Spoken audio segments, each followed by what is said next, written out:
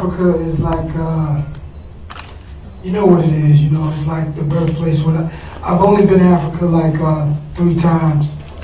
I've been there once for my birthday, and I've been there like twice for like a corporate show, sort of like what we're doing here today, and that's where I met you at. Let's go straight to it. People are scared. There's horror stories about Africa that's out of this world. There's stories that you get off the plane, you get bit by a mosquito. If you're driving down the street, you're gonna get. There's horror stories that scared people from going to Africa before hip hop was around. And when I finally got there, I didn't know what to expect. You're never gonna have enough security, so I didn't bring much. I probably brought one person with me, and brought my jewelry. If they're gonna take it, they're gonna take it. It's theirs anyway. So I went there and I figured out there's been a lot of lies told to American people about what's going on over there. And one thing about us African Americans and Africans, we don't communicate. We don't talk. We don't see a reason to talk. We don't even get along. There's a lot of Africans that don't like African Americans at all. They look down on us. They got their own little racial names for us. We've been pulled apart for years. So I mention a lot about Africa because, when I grew up in a time like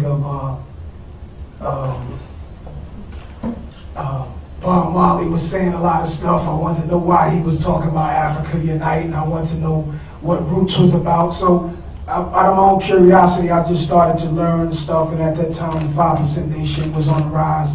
So I got some of those lessons, and I couldn't keep up with it, so I just kept growing and growing. And my name is Arabic, Egyptian, Nasir, so that already made me start to dig into where we come from and why we're in the position we're at. But to get back to your question, man, people scared. They're scared to go over there, and they have horror stories, man. And I think some of those Africans need to make an effort to show us that when we come there that we're gonna be all right. And I've been in Nigeria, and it almost made me cry to look at the conditions of most of the people there. And there's no connection, and we got a lot of work to do. So it's beyond hip hop, but I think hip hop is an answer to get us to start communicating and start rebuilding our long lost family between Africa and America. I think this is the beginning. If you get more people like yourself coming over here, and you get those brothers over there to realize when we're coming over here, we're making major moves. We're bringing serious artists to this place. We got to change it. We got to change the way the conditions are in Africa. We got to. And hip-hop artists, we can start by raising some voice, but Nas can't go to South Africa and get 100,000 people like Bono. There's a lot of story behind that to why he can and Nas can't. When Nas should be able to get 200,000 people to come out.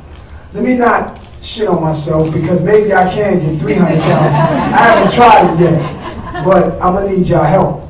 You know what I'm saying? I think we have to all take the responsibility to say, if we want to make a difference, let's not talk about it, let's really be about it.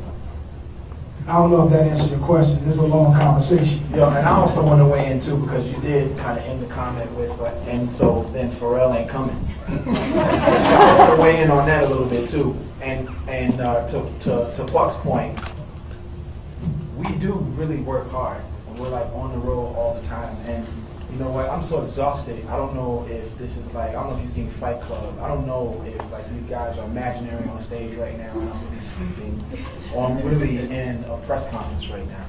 Because we're like exhausted. We're overly worked. And because, the recession is where it is right now, we've definitely got to work a lot harder. And so when, we ask for a ton of money, it's because we are spending our time. See, what people don't realize is that, like, after this press conference, you'll either go back to your day job or you'll go home and do whatever you gotta do. We have to continue to do this 15, 16 hours a day.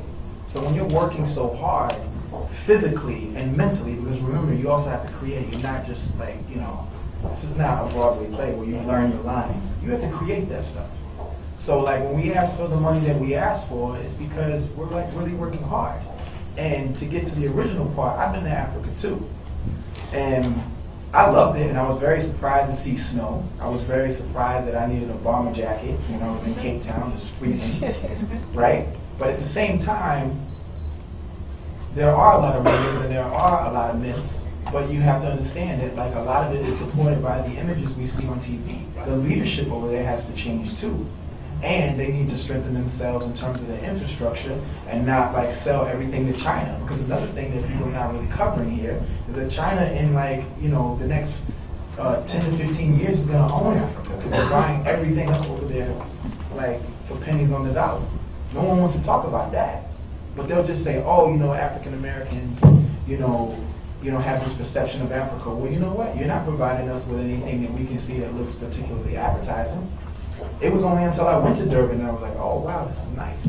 Or when I went to South Africa and I was like, oh, okay, it's really interesting. And you get to see people of color with wealth. That's not the images we see. You know what we see 2 and 3 o'clock in the morning. We see babies, big stomachs, swollen heads, and flies.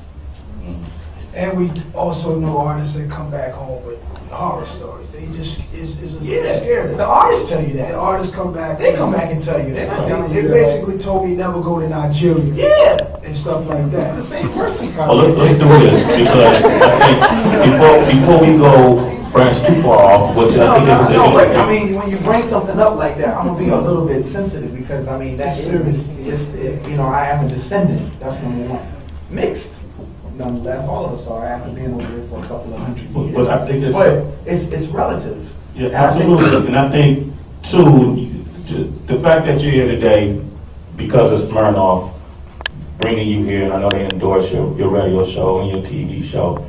That's an example of how we can start crushing the stereotypes and showing the truth in the images of Africa and how artists could benefit from being there and how Africa could benefit from those artists being there. Yeah, no, listen, and forgive me for going too long, but all I'm saying is, I mean, it's not rocket science that anybody can just look at this and go, okay, well, what's the difference? Because you're doing it for Smirnoff here.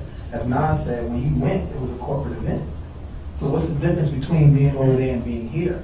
And I would like to, you know, defend my position as an artist and a person who asks for certain things and, you know, and all of our basic requirements to just let people know that there's really no difference. If, you know, Smirnoff would have had this thing in Africa, it would have been the same thing.